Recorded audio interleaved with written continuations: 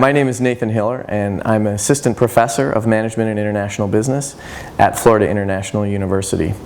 I'm also the faculty director of the High Potential Leader Program, which is one of the flagship leadership development programs at the Center for Leadership. A significant question that exists in the public sphere is the idea of executive narcissism.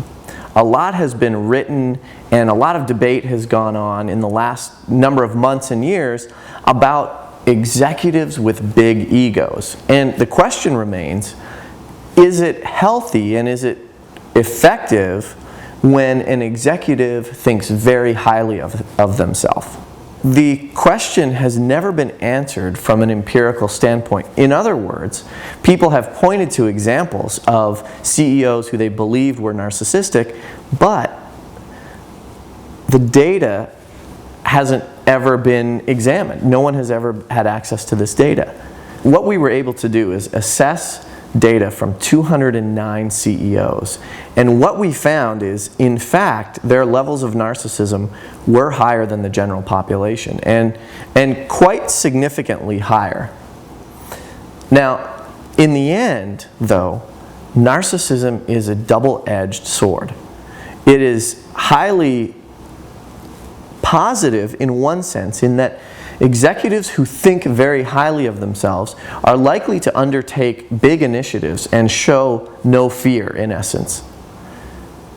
That can be really effective, and what we find is these executives swing for the fences, to use a baseball terminology, and you know what? Sometimes they hit a home run.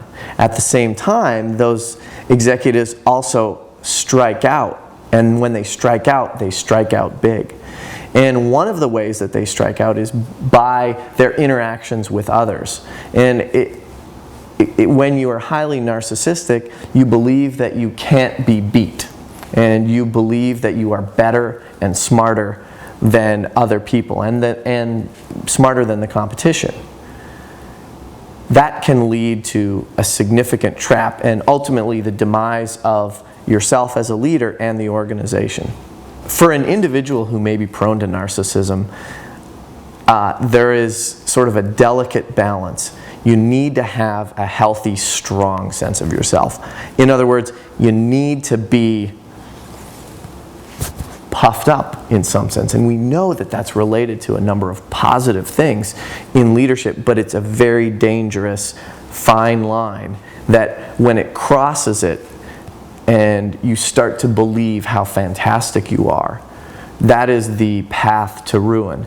And there's examples of many leaders who have started to believe the hype around them, and that's really led to their ultimate demise in terms of ethical violations, in terms of not seeing things that they should have seen because they're not asking for, they believe they know it all, they're not asking for help, they're not asking for others' inputs and ideas because they certainly couldn't be as valuable as their own opinion and ideas. That's the stream of thinking. So for many people, it's very helpful, if you're prone to this, to make sure you have people who are not afraid to speak truth to power around you.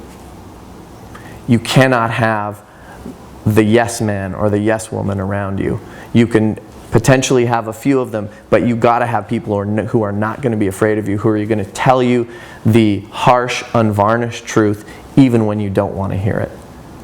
And it's also good to have other people who you trust around you in your personal life providing you with a reality check and making sure that that you're not getting your head too far in the clouds.